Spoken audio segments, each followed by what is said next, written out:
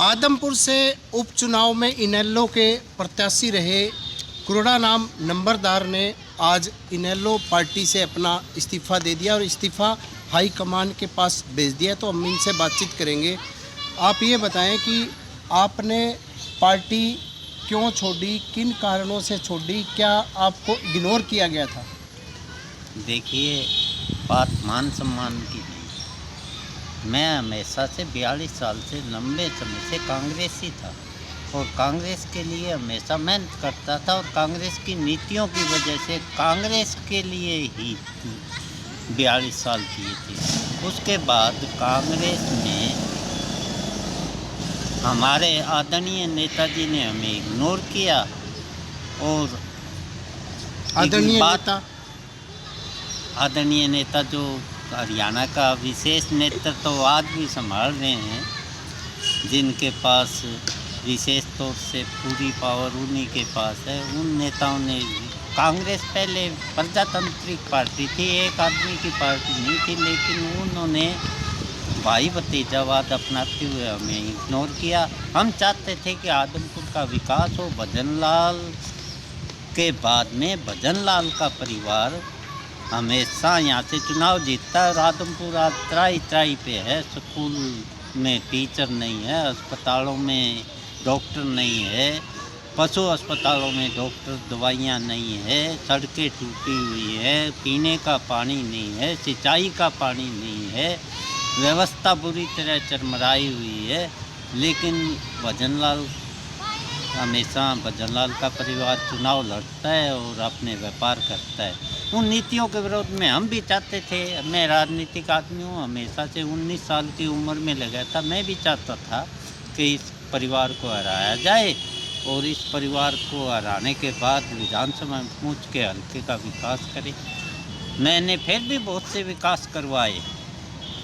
मैंने हमेशा संघर्ष द्वारा करवाए, राज के साथ रहते हुए करवाए। तो बंसीलाल के समय में मैंने पीने का पानी नहीं था, तो बंसीलाल जी को कहकर 17 गांवों में वाटर वर्क बनवाए, जगह जगह नालियाँ बनवाई चोई बंसीलाल। और चोई बंसीलाल ऐसे पुरुष थे, कहते ही काम करते थे। उन्होंने आदमपुर का विकास हमारे कहने से किया। उसके बाद में राज आया, अब चुनाव हुआ। हम चाहते थे कि इसको हराया जाए, लेकिन हमें इग्नोर किया गया। हमने तो देवलाल की नीतियों में विश्वास रखते हुए, क्योंकि वो किसान, कमेरा और छोटे दुकानदार इन वर्ग के लिए हमेशा संघर्ष किया, उनकी नीतियों में विश्वास रखते हुए उस परिवार के साथ जुड़े, इंडियन नेशनल लोकदल के साथ जुड़े। उन्होंने हमें टिकट दिया। टिकट देने के बाद उनका जो स्थानीय कैडर था, उसने हमारा एक सहयोग नहीं किया और हम चुनाव हार गए। आज तक मैं इतने दिन से 1 साल से इंडियन नेशनल लोकदल में था, उसका स्थानीय कैडर आज भी मुझे स्वीकार नहीं कर रहा।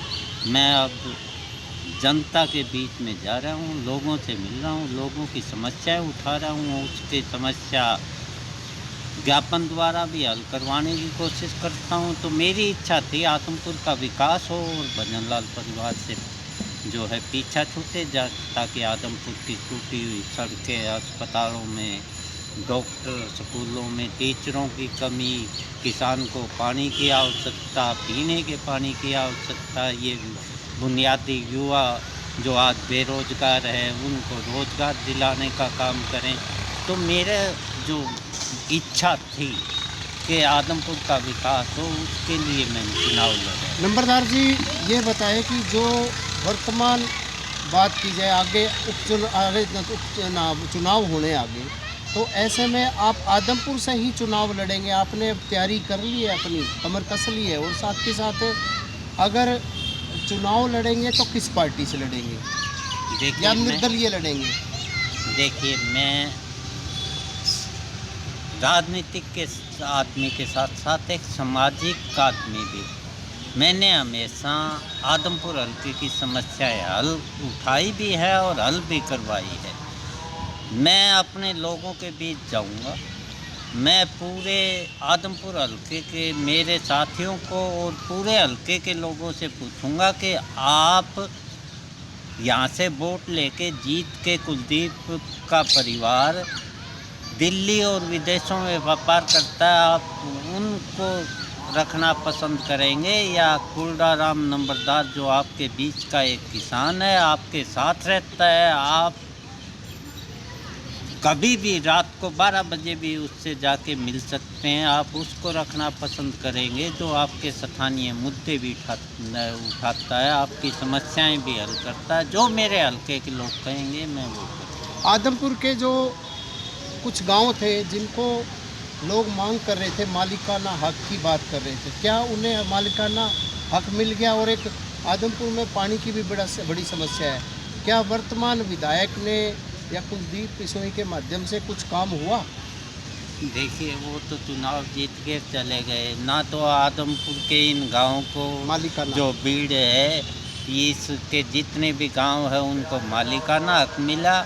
जो हमने संघर्ष से जो पानी लिया था, मैंने जो संघर्ष किया था, यहाँ आंदोलन किया था, उसके तहत 400 करोड़ रुपए लगाए, कुछ पीने का पानी 6 गाँवों को पीने के प्रोजेक्ट नारा दिलाया और सारी नहरें बनवाई, उसके तहत जो पानी आया वो तो आया। आज भी पानी की कमी है। अगर कुलदीप का परिवार और भव्य बिश्नोई काम कराए तो आदमपुर इनको मालिकाना हक दिलाए ना, वो वादा करके गया था, दिलाए। आज 2 हफ्ते पानी की कह रहा था, वो विधायक बन के दिलाएं। हमें तो फिर भी संघर्ष करना पड़ता है, रोड पे आना पड़ता है। 2000 में खराबा हुआ, सारी फसलें नष्ट हो गई। हमने दोबारा आंदोलन करके न बैठ के सरकार के साथ उनकी खराबे की गिरदावरी कराई। अभी तक 20 गांव का बीमा क्लेम अटका हुआ है। दिला के दिखाए ना, विधायक है, दिलाए। हम तो कहते हैं काम कराए, लोगों के विकास कराए, उनसे मतलब नहीं है। वो तो दिल्ली बैठे हैं, विदेश में चले गए, अपने चुनाव लड़ लिया, उसके बाद सारे रोड टूटे पड़े हैं। स्कूलों में टीचरों की कमी है, अस्पतालों में डॉक्टर नहीं है, दवाइयाँ नहीं है, युवा बेरोजगार घूम रहा है, हर तरफ समस्या है, वो करवाएं। नंबरदार जी, आज के दिन बीजेपी और कांग्रेस पार्टी ही दिखती है जो फर्स्ट और सेकंड टक्कर में। तो अगर कांग्रेस पार्टी की बात की जाए, एक तरफ भूपेंद्र हुड्डा, दीपेंद्र हुड्डा और वो अलग है, एक तरफ एसआर के अलग गुट है। आप किन नेताओं को आदरणीय मानते हैं? देखिए, मैं तो आदरणीय तो राजनीति शुरू करती थी, आदरणीय चौधरी बंसीलाल जी से, और वो थे कांग्रेस में। मैं पूरी कांग्रेस को आदरणीय मानता हूँ। मैं कांग्रेस की नीति में विश्वास रख के 42 साल था। वो 36 बिरादरी को साथ लेके चलती है, हर धर्म को साथ लेके चलती है। उसके लिए हिंदू भी, उसके लिए मुसलमान भी, उसके लिए ईसाई भी, उसके लिए सिख भी, हर धर्म को साथ लेके चलती है। मैं पूरी कांग्रेस को मानता था, न कि एक किसी नेता विशेष। क्योंकि आज के दिन तो 2 गुटों में बटी हुई है।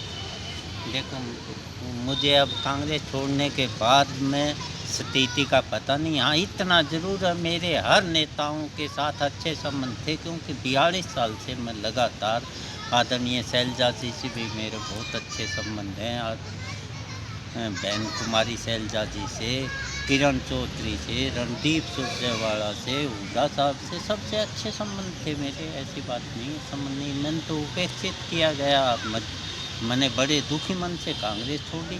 और अब एक बात बता दूं, बीजेपी की नीतियों में तो मेरा कभी विश्वास ही नहीं था। बीजेपी तो एक ऐसी पार्टी है, सांप्रदायिक धर्म के नाम पे वोट लेती है, भावना के नाम पर वोट लेती है।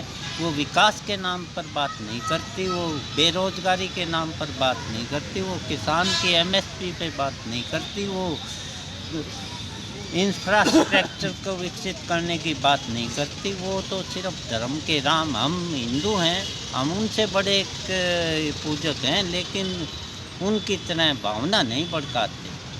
जी, ये थे कुर्राराम नंबरदार। इनका साफ तौर से कहना था कि उन्होंने इनेलो पार्टी को अलविदा कर दिया है, छोड़ दिया है। तो ऐसे में अब ये आदमपुर के प्रत्येक गांव में जाएंगे, लोगों से मिलेंगे। ऐसे में लोग उस एक लोगों की पंचायत के माध्यम से ये आगे एक फैसला लेंगे किस पार्टी में जाएंगे। और इनका साफ तौर से ये भी मन है कि आदमपुर से ये चुनाव भी लड़ना चाहते हैं। प्रवीण कुमार, हिसार।